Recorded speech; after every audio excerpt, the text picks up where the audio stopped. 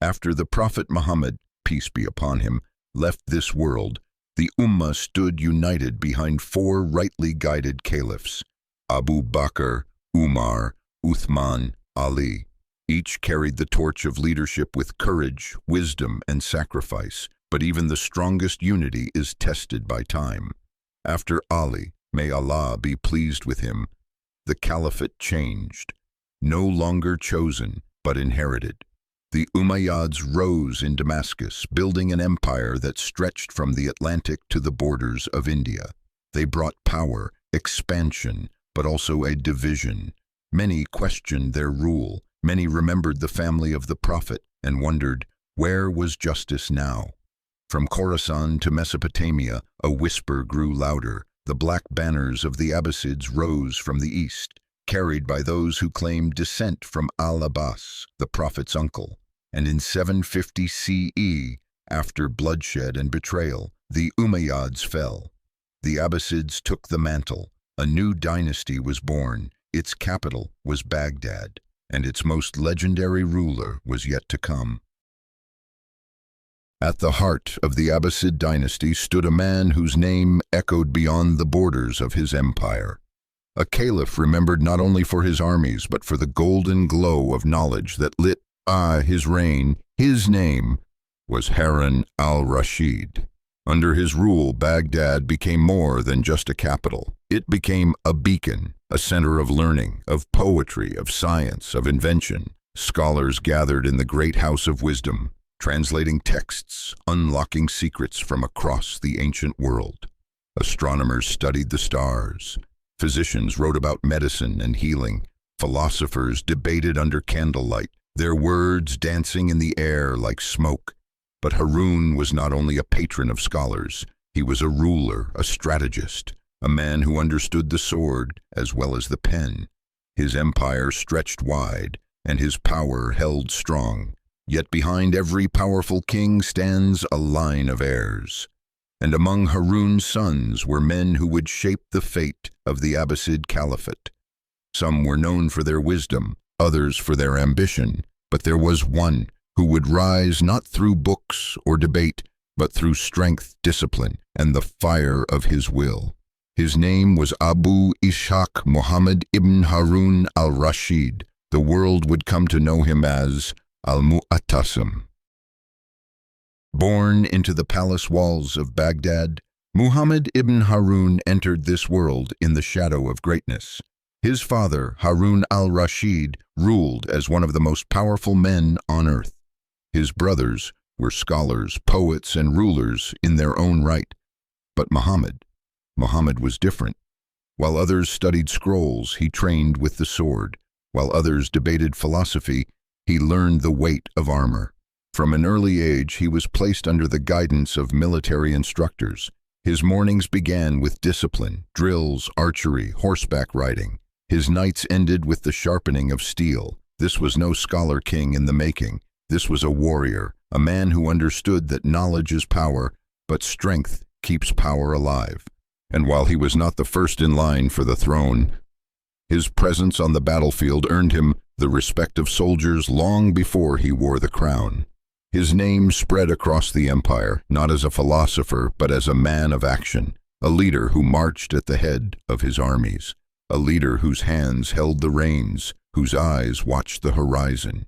And so, in the minds of the people, when fear spread, when enemies gathered at the gates, when injustice was done, there was only one name they believed could bring justice.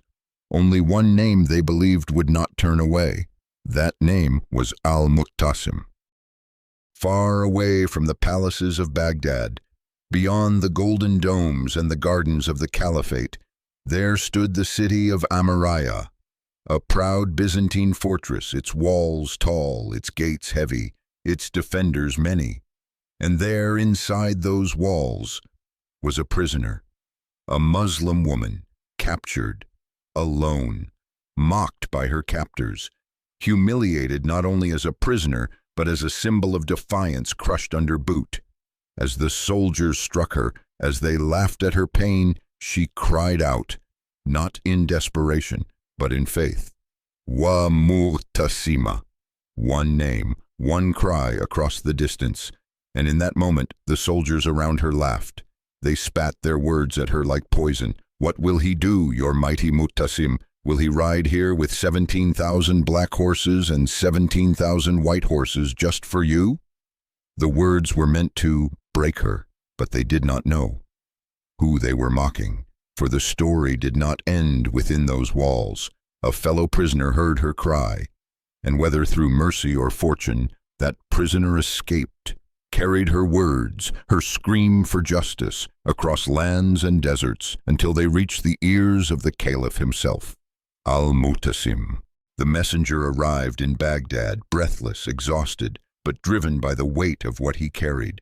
He stood before the Caliph, before the man whose name had echoed across deserts and valleys. And he spoke of the woman's cry, of her humiliation, of the laughter of the Byzantine soldiers. And when Mu'tasim heard those words, when the insult was laid before him, the hall fell silent. No debate, no hesitation. His voice cut through the stillness like a blade. I will give her an answer that the world will remember. These were not just words. This was a vow. Mu'tasim stood. He called his generals. He commanded the assembly of one of the greatest armies of the Abbasid era. 17,000 black horses, 17,000 white horses, a force raised not for conquest, but for honor, for justice. A cry from a single prisoner had moved an entire empire to war. The banners were raised, the swords were sharpened, the Abbasid cavalry, black and white horses standing side by side, moved like a wave across the lands of Anatolia. The goal was not conquest, not to claim territory, but to send a message the world would not forget.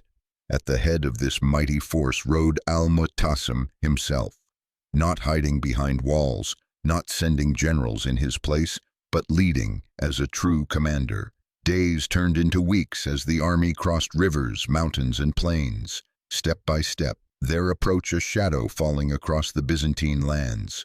And then, before them stood Amuraya, a city proud and defiant, stone walls towering into the sky, Byzantine soldiers lining the ramparts, confident behind their defenses. But Mu'tasim was not a man of rash attacks. He was patient, methodical. He ordered his army to surround the city completely, cutting off every supply line, no food, no water, no escape. Siege towers were raised, catapults were rolled into place. Every strike, every stone hurled toward the walls carried the weight of that woman's cry. The Byzantines laughed no more. Days turned into weeks. The siege of Amuraya pressed on without mercy. The catapults hurled stone and fire. The siege towers crept closer to the walls, step by step. Night and day, the Abbasid army kept their rhythm, patient, relentless. Inside the fortress, the defenders' hope began to crumble. Supplies ran thin, morale ran thinner. They had laughed once, but now only the sound of siege engines and breaking stone filled the air. Then, at last, the breach. A section of the mighty walls shattered under the weight of the siege. The Abbasid forces surged forward, storming through the gap like a flood released from a dam. Steel clashed against steel, shields broke, arrows darkened the sky, and in the heart of the chaos, the captives were found. Among them, the woman, the one whose voice had called out not in despair, but in defiance. And then came the moment. Al-Mu'tasim, the Caliph himself, rode into the city, not hidden behind his ranks, not shielded by distance, but there, present among his soldiers. He dismounted. He stood before the woman whose cry had shaken an empire, and he spoke the words that would be remembered for generations to come. Here stands Mu'tasim, with black horses and white horses, in answer to your call. The vow was fulfilled, the world remembered. The siege of Amuraya was not the largest battle of the Abbasid era, nor was it the bloodiest, but its meaning cut deeper than any sword. Because this was not about conquest. This was about principle, about standing against humiliation, about answering injustice wherever it may be found. And though al-Muhattasim would rule until the year 842, it is this story, this moment, that has carved his name into the stones of history.